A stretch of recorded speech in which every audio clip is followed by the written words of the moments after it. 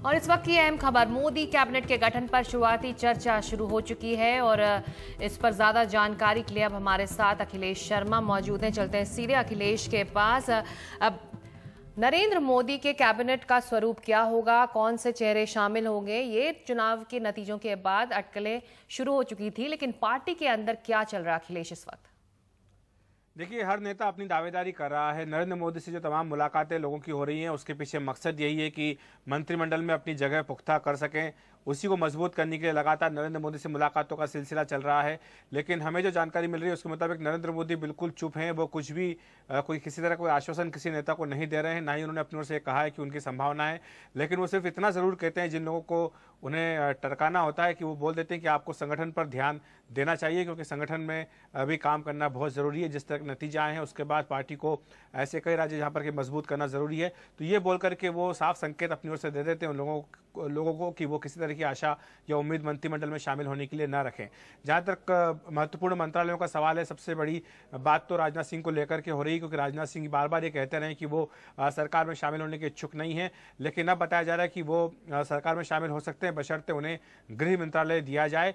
लेकिन संभावना इस बात की कम है कि उन्हें गृह मंत्रालय दिया जाएगा, बल्कि ये कहा जा रहा है कि गृह मंत्रालय नरेंद्र मोदी खुद अपने पास रख सकते हैं, या फिर गृह मंत्रालय का बंटवारा किया सकता है। आंतरिक सुरक्षा उससे अलग हो सकती है और मंत्रालय अपने पास रख करके एक मजबूत MOS गृह मंत्रालय में दे सकते हैं। इस तरह की कुछ योजना पर बीजेपी में काम चल रहा है और अगर ऐसा होता है तो राजनाथ सिंह को रक्षा मंत्री बनाया जा सकता है। ये पार्टी के भीतर चर्चा है।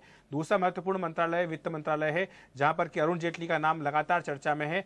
साथ ही अरुण शौरी का नाम भी लिया जा रहा है, जो कि बीजेपी में इस वक्त नहीं है, लेकिन कहा जा रहा है कि अगर अरुण शौरी वित्त मंत्री बनते हैं तो फिर वैसी सूरत में अरुण जेटली को विदेश मंत्रालय दिया सकता है।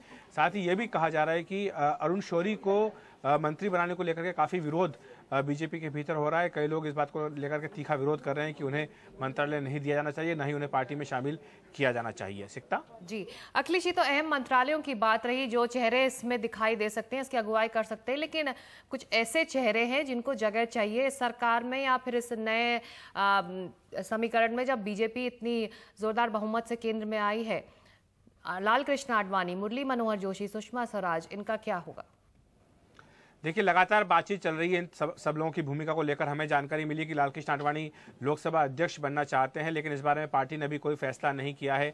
सुषमा स्वराज की ओर से भी यही इच्छा प्रकट की गई थी कि वो भी लोकसभा के अध्यक्ष बनना चाहेंगी, लेकिन अभी भी उनकी भूमिका को लेकर के कोई अंतिम निर्णय नहीं हो सका है। जोशी के लेकर के भी अभी तक कोई बात तय नहीं हो पाई कि वो किस भूमिका में रहेंगे। लेकिन हाँ, एक महत्वपूर्ण जानकारी जरूर मिली है कि अगर राजनाथ सिंह को सरकार में शामिल करने का फैसला होता है सिकता, तो वैसी सूरत में जगत प्रकाश नड्डा, जो कि बीजेपी के महासचिव हिमाचल प्रदेश से आते हैं, काफ़ी यंग, डायनामिक और एनर्जेटिक हैं, उन्हें पार्टी का अध्यक्ष बनाया जा सकता है। इस बात के संकेत हमारे सूत्रों की ओर से पुख्ता तौर पर मिले हैं। तो ये सिर्फ सरकार का खाका तैयार नहीं किया जा रहा है, बल्कि आने वाले वक्त में सरकार के साथ साथ संगठन में भी क्या फेरबदल होने जा रहे हैं बड़े, उसको लेकर के भी लगातार बातचीत पार्टी के भीतर चल रही है। जी, लेकिन एक आखिरी सवाल अखिलेश, नरेंद्र मोदी की चुनौतियां अपनों को खुश करने की कम नहीं होंगी, लेकिन मोदी किसी को खुश करने के लिए बोलते हैं कि वो काम नहीं करेंगे, बल्कि साफ तौर पर उनकी अपनी एक प्रायोरिटी है, एक एजेंडा है। लोगों से जो उन्होंने वादे किए हैं और लोगों की उनसे बहुत ज़्यादा उम्मीदें हैं, उन्हीं उम्मीदों के सहारे बीजेपी को इतना बड़ा बहुमत यहाँ मिला है। तो मोदी को इस बात का एहसास है, जैसा कि अमूमन होता है कि मंत्रिमंडल गठन के वक्त जातीय समीकरणों को साधा जाता है, क्षेत्रीय संतुलनों को साधा जाता है, लेकिन ऐसा होने की संभावना कम है। बल्कि एकमात्र क्राइटेरिया जो रखा जा रहा है मोदी सरकार के गठन में, वो सीनियोरिटी के अलावा एक्सपीरियंस और साथ साथ उनकी क्षमता, ये तमाम चीज़ों को लेकर के मंत्री बनाए जाएंगे।